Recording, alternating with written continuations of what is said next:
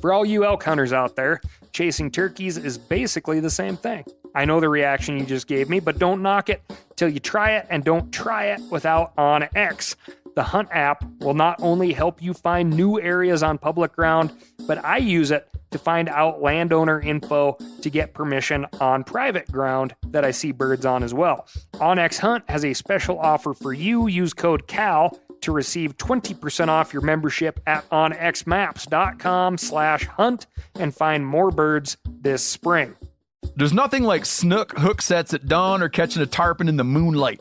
Find your next fishing trip made easy on fishingbooker.com and experience the magic of the Sunshine State or any other destination on your fishing bucket list. Book a blue water adventure in search of sailfish or go snapper fishing with the kids. With over 6,000 captains and trips to choose from, planning your next one just got a whole lot easier. Download the Fishing Booker app on the Google Play or App Store, or visit them online at fishingbooker.com to book your trip today. I'm sure a lot of you guys remember the old ceremonial hunting tradition of eating the heart out of the first animal you kill. Meat from those organs are among the most nutrient-rich foods on the planet. You can get those same benefits your ancestors craved via convenient daily capsules from Heart and Soil. Find out more at heartandsoil.co. And remember, use code MeatEater for 10% off your purchase. From MeatEater's World News Headquarters in Bozeman, Montana, this is Cal's Weekend Review presented by Steel. Steel products are available only at authorized dealers. For more, go to steeldealers.com. Now, here's your host, Ryan Cal Callahan. PETA, that's People for the Ethical Treatment of Animals, was in the news several times this week for exactly the reasons you might expect. Most recently in Alabama, the animal rights group demanded that an animal shelter not return a pigeon to its owner. The pigeon in question is named Bob, and he found himself in a very unfamiliar territory after losing his way on a flight in the United Kingdom. Bob was trying to make a routine journey from the Channel Islands to his home in northeast England. Instead, he turned up over 4,000 miles away in Monroe County, Alabama. And boy, are his wings tired. Owner, Alan Todd, told The Guardian that the bird may have hitched a ride on an oil tanker since he was covered in oil when he was found in the American South. Bob was discovered by a conscientious resident of Mexia, Alabama, and sent to a shelter. There, the vets tracked down Bob's owner based on the bird's distinctive leg bands. Todd has yet to see Bob in the feathers, but they've chatted several times on Skype, according to The Guardian. Homing pigeons have a legendary and still mysterious ability to find their way home. They can be driven around in circles in a dark box or shipped to the other side of a country and still figure out how to get back to their nests. Scientists still aren't sure how they do it, or, in Bob's case, how that amazing GPS system goes haywire. Anyway, when the local Alabama PETA chapter heard about Bob's plight, they sprang into action faster than an outdoor house cat, because Todd had, quote, cruelly subjected Bob to a pigeon race. PETA demanded that the shelter refuse to send Bob back to the only home he's ever known. They call pigeon races, quote, graveyard races, and have published a video titled The Deadly World of Pigeon Racing Exposed. This video has over 129,000 views since it was published in 2013, which tells you how much even PETA members seem to care about pigeons. Whatever goes on in the sinister world of underground pigeon racing, the Alabama shelter isn't buying what PETA is selling. Trisha Davis, who works at the shelter, told AL.com that Bob responds to Todd's voice on the phone. She said that once Todd raises the money to come to America, they'll happily reunite the lovebirds. In other PETA news, a provocative artist in Germany has set up an exhibit featuring the head of a dead cow and thousands of flies trapped in a glass enclosure. PETA argued that the flies are covered under Germany's Animal Welfare Act, which bans killing animals without a proper reason. The city complied with PETA's request and asked the museum to take the exhibit down. On the opinion side of things, I think it would be really cool to be able to watch decomposition at work minus the stink. In the long run, people could even get more of an appreciation for flies, at the expense of a few dead ones. Bring that out-of-doors education indoors, so to speak. This week, we've got bears, salmon, and access, but first I'm going to tell you about my week.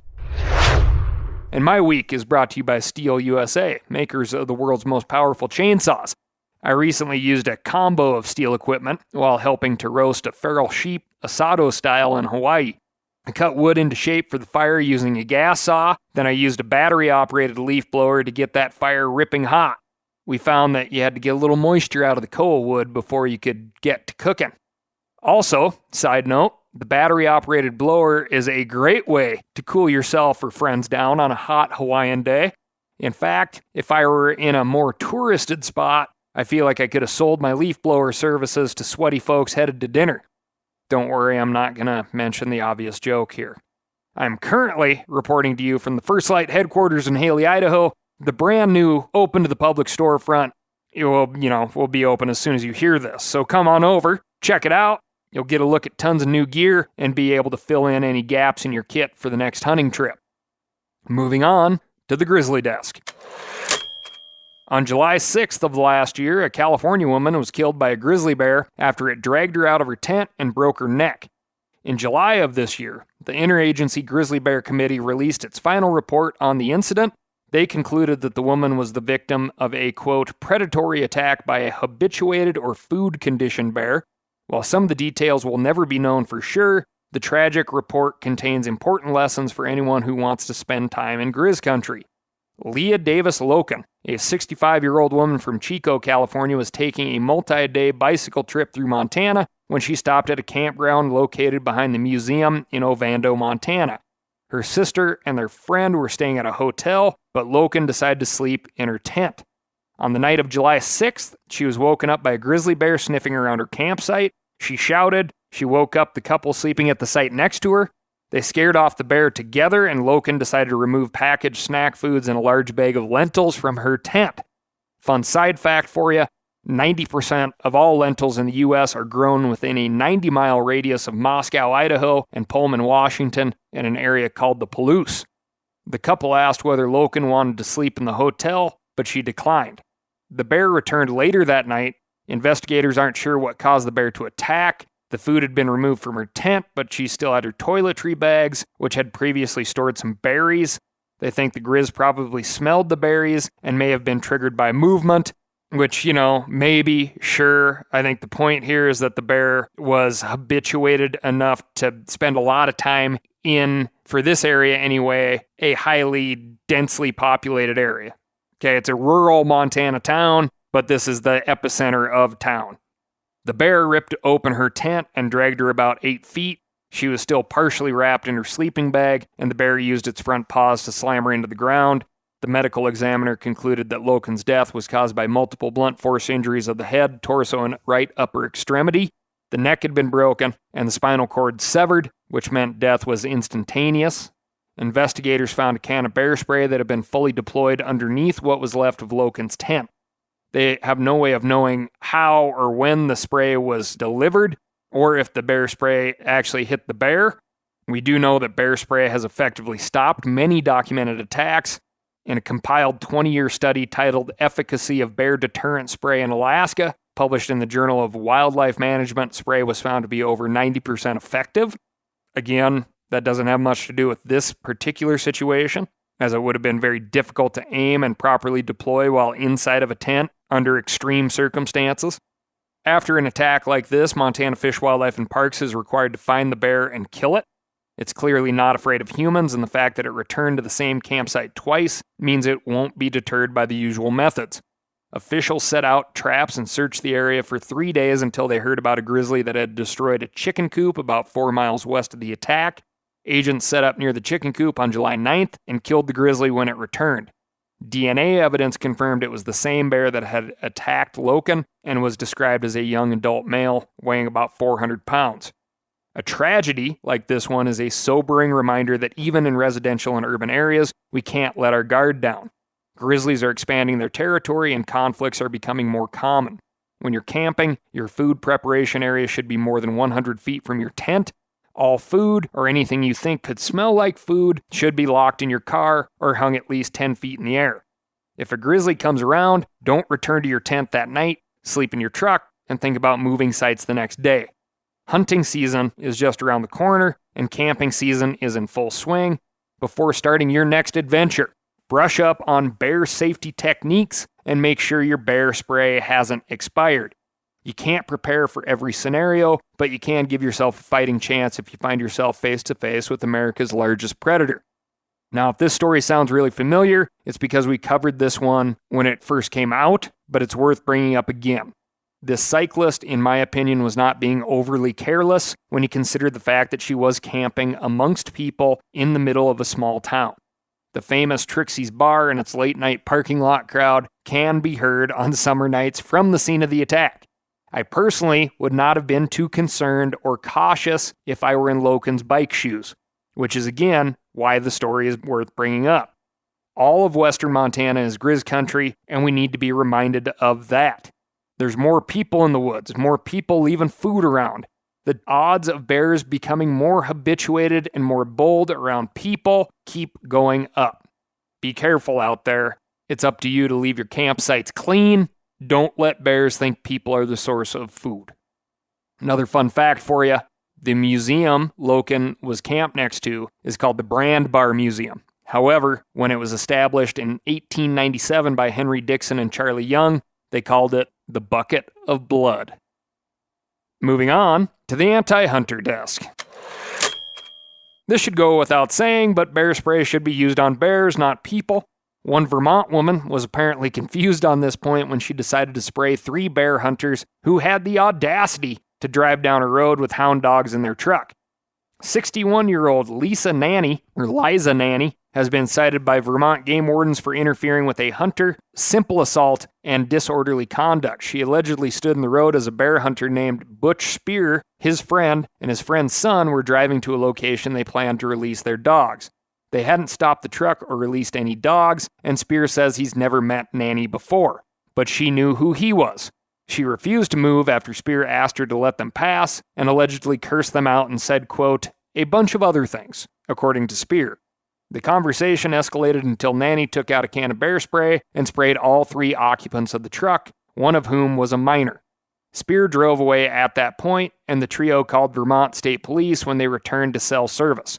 Multiple people recorded video of the incident, and after reviewing it, game wardens decided to cite Nanny and not Spear or his friends. If the name Butch Spear rings a bell, it's because he's been in the middle of another viral bear hunting conflict. In 2021, a popular YouTuber named Morgan Gold posted a viral video of Spear and his dogs treeing a black bear.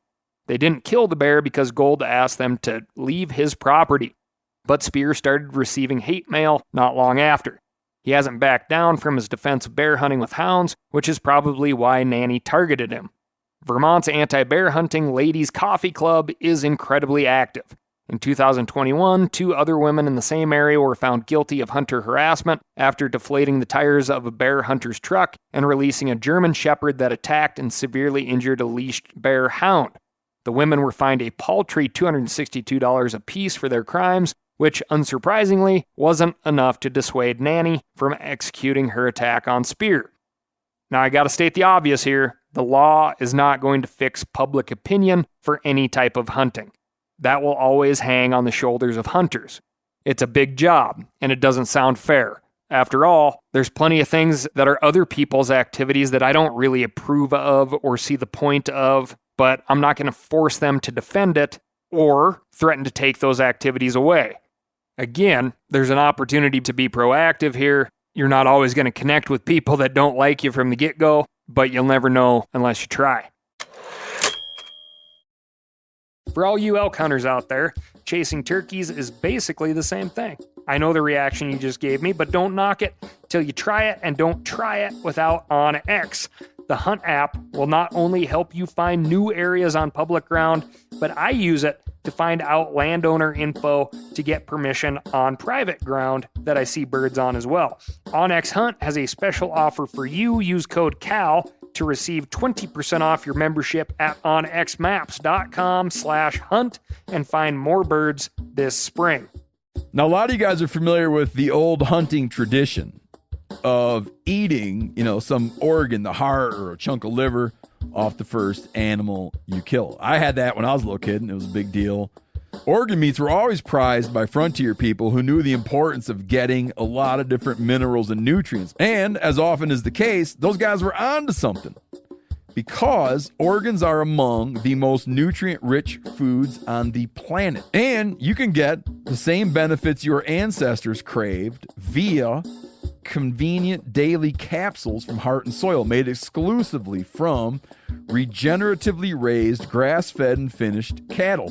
Heart and Soil's unique freeze-drying process means all those important nutrients are trapped in, ensuring you experience every one of the benefits of nature's superfood in a clean, convenient, taste-free capsule. Find out more at heartandsoil.co. And make sure to use code MeatEater for 10% off your purchase. That's heartandsoil.co. Use the code MeatEater. We've all seen plenty of gadgets and fads come and go, but here's one product that stood the test of time: Seafoam Motor Treatment. Lots of hunters and anglers know that Seafoam helps engines run better and last longer. It's really simple. When you pour it in your gas tank, Seafoam cleans harmful fuel deposits that cause engine problems. I'm talking common stuff like hard starts, rough engine performance, or lost fuel economy. Seafoam is an easy way to prevent or overcome these problems. Just pour a can in your gas tank and let it clean your fuel system. You probably know someone who has used a can of Seafoam to get their truck or boat going again. I guarantee you've listened to them, because I use it regularly.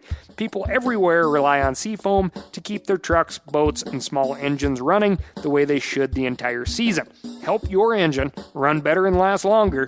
Pick up a can of Seafoam today at your local auto parts store, or visit seafoamworks.com to learn more. Moving north of the border to another bear controversy, British Columbia imposed a bear hunting ban covering more than 8,000 square kilometers, that's about 3,000 square miles to us Yankees, to protect the spirit bears concentrated in that area. These spirit bears are a cream-colored subspecies of black bear that live only in British Columbia.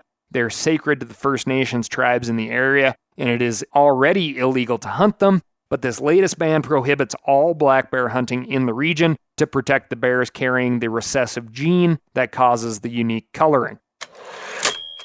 And speaking of hunting bans, federal officials in the United States have closed 1.8 million acres of Alaska's Brooks Range to Dall sheep hunting.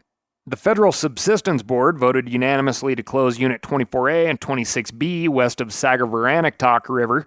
Remember to write in at ASKCAL, that's askal@meteor.com, to correct my pronunciation. Sagavanirktok. All users, including subsistence hunters, will be prohibited from taking Dall sheep in these areas for the 2022 through 2024 wildlife regulatory cycle.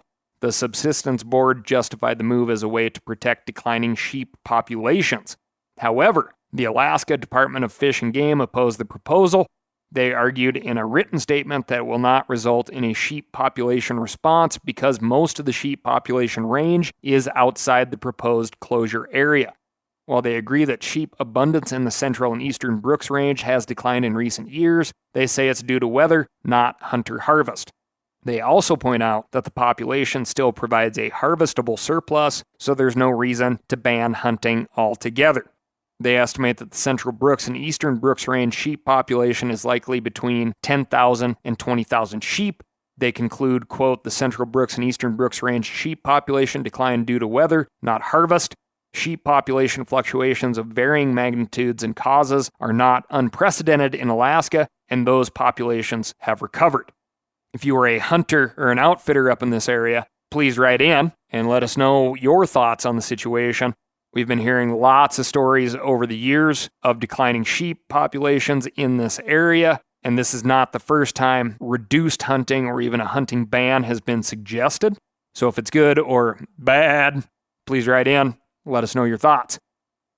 Moving on to the land access desk. Lots of great land access stories for you today from Montana, Washington, Texas, and more. In Montana, Pheasants Forever just secured a 13,000-acre parcel to open upland bird and big game hunting for the 2022 through 23 season. The organization partnered with Montana Fish, Wildlife, and Parks, the Bureau of Land Management, and a private landowner to secure the 20-square-mile property with a Public Access Land Agreement, or PALA. PALA contracts offer landowners monetary incentives of up to $15,000 for allowing public hunting and fishing access. The landowner also receives negotiated improvements that facilitate entry to inaccessible or under-accessible state and federal properties. The landowner's name has not been made public, but he said that working with Pheasants Forever and their partners was a very positive experience. He said, quote, "As a landowner, I appreciate an organization rewarding us for our contribution to not only local sportsmen and women, but wildlife as well." The Conservation Reserve Program, or CRP, is off to a good start this year. According to the Congressional Sportsmen's Foundation, 3.1 million acres have already been enrolled in the grassland CRP this year. That number exceeds the acres that are being pulled out of the program and is the highest amount ever accepted in grassland CRP history. That's great news for habitat, wildlife, and hunters. Up in Washington, the Bureau of Land Management plans to purchase 812 acres in the Yakima River Canyon and provide permanent recreational access to the area. The Bureau plans to use money from the Land and Water Conservation Fund to buy the Yakima Canyon Ranch from Western Rivers Conservancy. Remember, the Land and Water Conservation Fund was permanently funded by the Great American Outdoors Act, which Congress passed in 2020 with the support of hunting, fishing, and conservation groups. The $900 million per year was intended to be used on projects exactly like this, so if you asked your representative to support the Great American Outdoors Act, your hard work is paying off. The purchase will provide permanent recreational access to the private Bighorn boating access site and 3.5 miles of the Yakima River that flows through the ranch. The Bureau of Land Management sometimes hears about these projects from hunters and anglers, and that's exactly what South Dakotans are hoping for in their state. Over 50,000 acres of inaccessible, landlocked public land were reported in South Dakota via the BLM's new online reporting system. According to a great report on South Dakota Public Radio, there are some opportunities for the Bureau of Land Management to provide access to these parcels, just like they're trying to do in Washington on the Yakima River Canyon. Texas isn't known for its large tracts of public land, it's more known for tigers, and that's not changing anytime soon. But Fort Worth, which is the third fastest growing city in the country, is taking steps to ensure its residents still have open green spaces to enjoy. According to Report and Fast Company, the city has been losing 50 acres of natural open space prairie land to development every week. To slow that decline, city officials have proposed a program that allows new businesses to dedicate a portion of their tax incentives to preserving natural habitat. Most cities offer incentives for businesses to move into their area. Fort Worth officials are hoping some of those businesses will opt to dedicate a portion of those funds to preserving a section of open space equal to the company's building footprint. In a Trust for Public Land public engagement survey, 96% of Fort Worth residents said the conservation of natural areas was very important. If you're one of those residents, get on the phone with your city council members. They're scheduled to vote on this proposal in the fall. The federal government is also working to make sure city residents have access to natural spaces. The Department of Interior announced last month it plans to give $192 million to the National Park Service to create and revitalize outdoor recreation spaces in urban areas.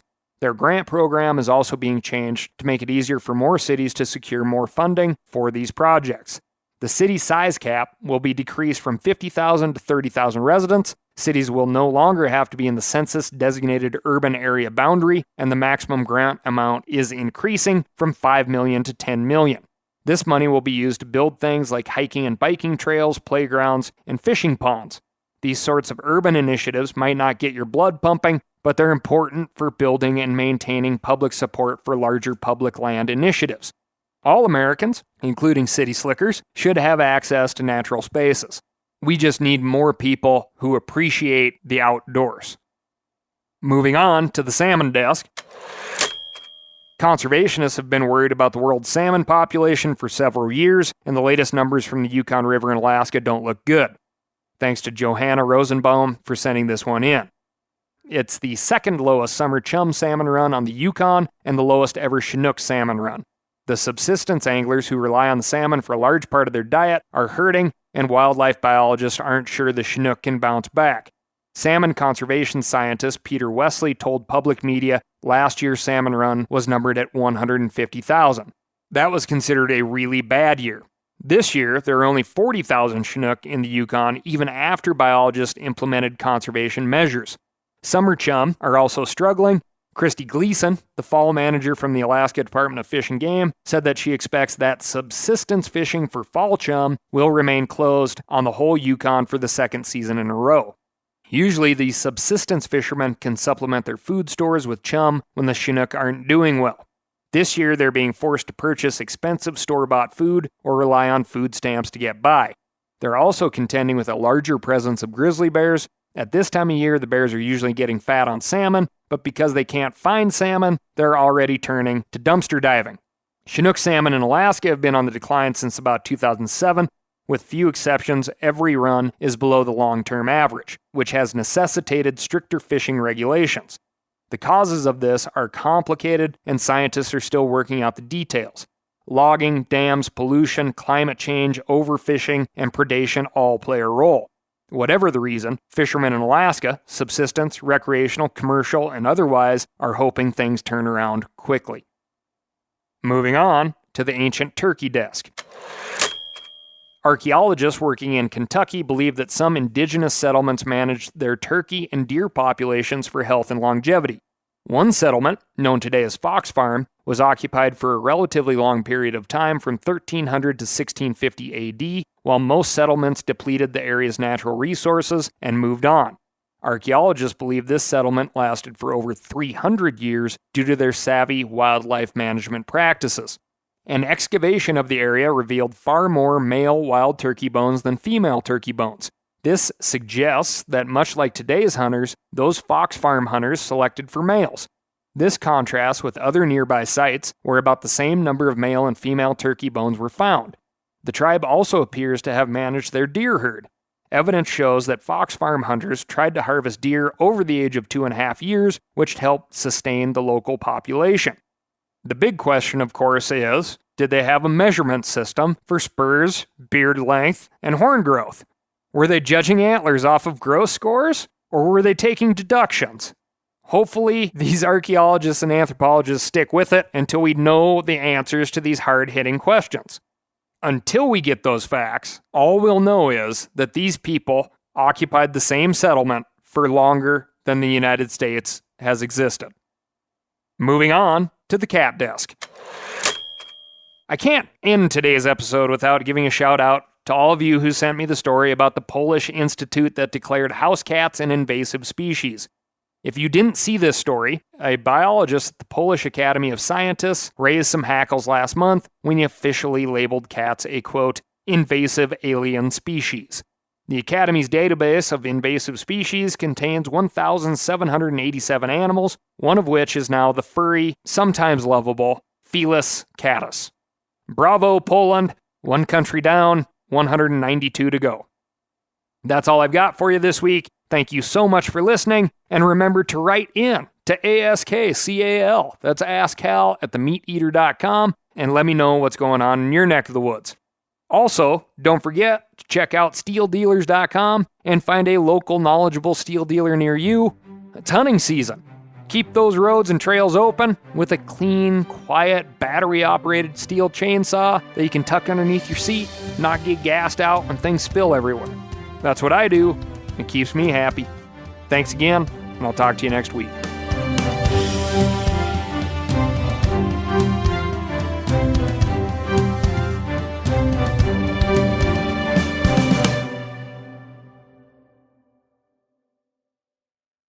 I'm sure a lot of you guys remember the old ceremonial hunting tradition of eating the heart out of the first animal you kill. Meat from those organs are among the most nutrient-rich foods on the planet. You can get those same benefits your ancestors craved via convenient daily capsules from Heart and Soil. Find out more at heartandsoil.co. And remember, use code MeatEater for 10% off your purchase. Hey, I just sat down with the owners and operators of Maui Nui Venison. They're on a mission to balance axis deer populations on Maui while giving back to the community and run a totally sustainable operation. For folks like me who want to get your own meat but aren't always successful, you can become a snack subscriber, get some axis deer sticks sent right to your door. Visit MauiNuiVenison.com. That's MAUINUI venison.com and use promo code CAL for 20% off your first order.